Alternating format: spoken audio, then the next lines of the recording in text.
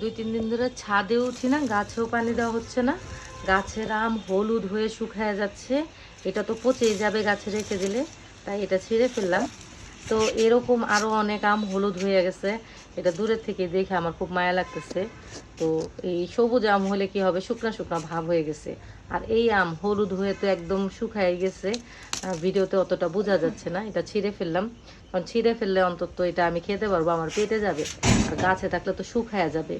তো এই আমটাও পানি দিলে কোনো লাভ হবে না, এটাও শুকায় যাবে দেখে এটাও ছিঁড়ে ফেললাম। কারণ আমি ছোট আম হলে কি হবে দেখছেন তো, আগের কাঁচা আমগুলো কিভাবে খাইছি। আর এগুলো তো একটু হলুদ ভাব, এখন পাকছে কিনা জানি না, তারপরও আমি এগুলো খেয়ে টেস্ট করব, দেখি কি অবস্থা। আর এই দেখেন সবুজ হলে কি হবে, শুকনা ভাব। তো এই আমটা এখন খাই, দেখি। অসম্ভব মিষ্টি, অসম্ভব। শুকনা হলে কি হবে ভাই, অনেক মিষ্টি। আমার এই আমের প্রশংসা না করলেই না।